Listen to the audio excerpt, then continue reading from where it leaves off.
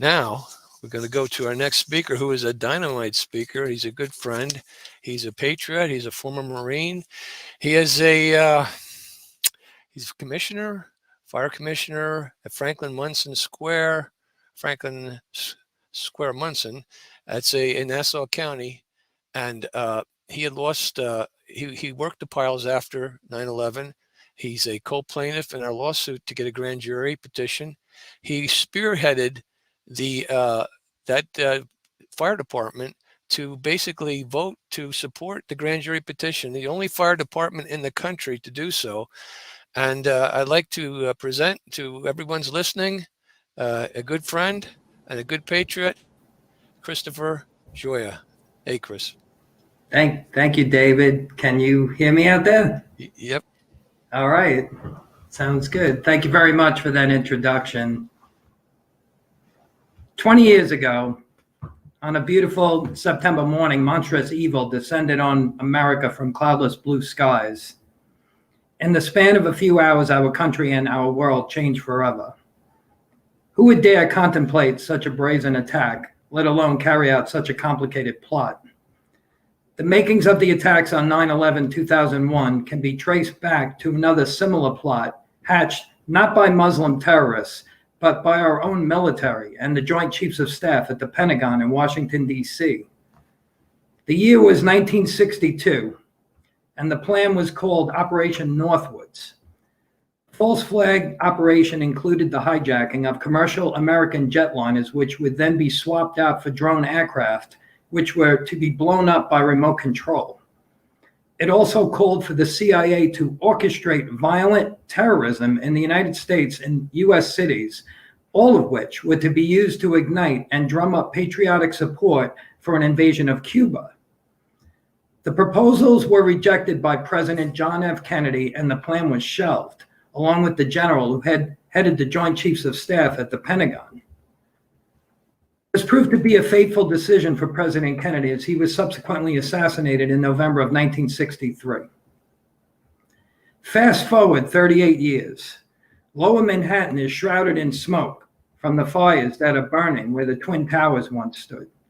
The Pentagon has been attacked, and there is a hole in the ground in Shanksville, Pennsylvania. The country is in a state of shock, and yet the official narrative is already being fed to the public, anxious for answers. Enter L. Paul Bremer. Bremer was appointed chairman of the National Commission on Terrorism by House Speaker Dennis Hastert in 1999. On 9/11, Paul Bremer was also an executive of Marsh & McLennan, a company whose offices were targeted by one of the planes. Coincidentally, Bremer was also on the board of Komatsu, a company which in 1996 had developed a nanothermite demolition patent that could demolish a concrete structure at high efficiency while preventing noise and flying chips. On the morning of 9/11, instead of going to work at his office in the Twin Towers and dying with hundreds of his fellow employees, Bremer shows up at MSNBC Studios, not as an executive at Marsh & McLennan, but as a self-described counterterrorism expert. He's seemingly unbothered by the fact that his office has just been blown up and his coworkers have all been killed. He amazingly gives us the first announcement that the perpetrators were most likely Osama bin Laden, Iraq, or possibly Iran, and told us we needed the most severe military response we could come up with. Commissions to investigate the JFK assassination and the attack on Pearl Harbor were both initiated within 1 week of the event. In contrast, President George Bush stalled for 441 days before starting the 9/11 Commission on November 27, 2002, and then, only because of the intense pressure from lobbying efforts of a group of 9/11 widows, collectively known as the Jersey Girls. Yet 5 months prior to this, the Bush administration and the Department of Justice had already moved swiftly to suppress evidence that could be used in discovery proceedings and several civil lawsuits resulting from the September 11th attacks. In June of 2002, Robert D. McCallum, DOJ Assistant U.S. Attorney General for the Civil Division, and are you ready for this? James B. Comey, United States Attorney for the Southern District of New York, informed U.S. District Judge Alan Hellerstein in a letter that the Justice Department intends to intervene to control access to all evidence and documents related to the 9/11 attacks. So here it is, 20 years later, our government and the Justice Department and the FBI and our mainstream media think we are all still stupid enough to keep believing without question that Osama bin Laden and 19 hijackers carried out the 9/11 attacks. They are not concerned about facts or the truth. The FBI flat out stated it had no evidence linking Osama bin Laden to the attacks, and there was no federal indictment. But that does not matter. Just as it does not matter that Osama bin Laden worked for the CIA in Afghanistan, and that the Justice Department released the names of 2 Saudi government embassy officials who aided and abetted 2 of the alleged hijackers, but refused to turn over more information by invoking state secrets. Mainstream media could not be bothered to report on that or to print a picture of President Bush, Vice President Dick Cheney, Secretary of State Condoleezza Rice, and Prince Bandar of Saudi Arabia smoking cigars on the Truman balcony at the White House on September 13th, 2001, while discussing the escape of Saudi nationals and members of Osama bin Laden's family on chartered jets out of the country without first being questioned by the FBI, all of which did take place while Lower Manhattan was still burning, as no other planes were allowed to fly as everything else was grounded. And then there's NIST, the federal agency tasked with investigating the largest fire-induced collapses in world history of World Trade Center 1 and 2 and Building 7, which the 9/11 Commission omitted completely from its report, like it never happened. 4 years later, in September of 2005, NIST issued a report on the collapse of World Trade Center 1 and 2, stating fire and structural damage from the airplane strikes caused a progressive collapse. 7 years later, in November of 2008, NIST issued its report on World Trade Center 7. The building collapsed due to an extraordinary, once-in-a-lifetime event never seen before or since in high-rise steel frame buildings. Fire was the cause, NIST claims. NIST said no evidence of explosives were found, but that they did not check for explosives because NIST said that there were no reports of such a sound. But eyewitness testimony from Barry Jennings and others about multiple explosions inside the building proves that NIST lied. This is where the whole 9/11 story literally falls apart. NIST ignored NFPA 921. The National Fire Protection Association Guide for Fire and Explosion Investigations, NFPA 921, sets the bar for scientific-based investigation and analysis of fire and explosion incidents.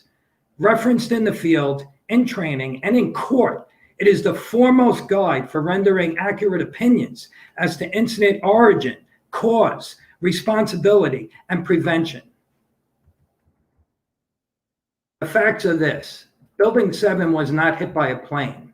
It was not a raging inferno. The sprinkler systems operated by gravity-fed tanks from floor 21 and above. By the time of its collapse at 5:20 in the afternoon, the fires had mostly burned themselves out. Unbelievably and most damningly, NIST even admitted the entire building experienced total freefall. That is just not possible without all the load-bearing columns failing at the same time. Maybe in this world, they believe that garbage, but in the real world, fire does not act that way, as any close-up video of Building 7 coming down clearly shows. Maybe that is why NIST really waited 7 years to issue its report. It does not matter. Science does not matter. The facts do not matter. NFPA 921 does not matter. The only thing that matters is protecting the big lie at all costs. Except when you totally ignore the facts and distort reality, you really are asking people to believe in a fairy tale, and it is called The Emperor Has No Clothes. Adolf Hitler said the big lie is a major untruth uttered frequently by leaders as a means of duping and controlling the constituency. The greater the crime perpetrated by the leadership, the less likely it is that the people will ever believe their leaders to be capable of perpetrating such an event. Our country is still in serious trouble, folks. 9/11 is the biggest lie of our lifetime, and Americans are still being lied to and manipulated by the fake news media. But the truth is out there for all to see, thanks to the internet and alternative, unbiased news outlets. Mainstream news has rendered itself all but useless by perpetuating these lies and abandoning all sense of ethical and investigative reporting on this and other major issues such as the coronavirus, which has resulted in most Americans just tuning them out. According to a recent Gallup poll, 8 out of 10 Americans do not believe the news is accurate and that an agenda is now being foisted on them. How about our celebrity journalists celebrate their own crucial role as defenders of democracy? If they do not want to render themselves useless, they need to swear allegiance to facts wherever they lead, and not just to the party line. Or as Senator John Kennedy of Louisiana put it more indelicately, they have to be equal opportunity assholes. So where do we go from here?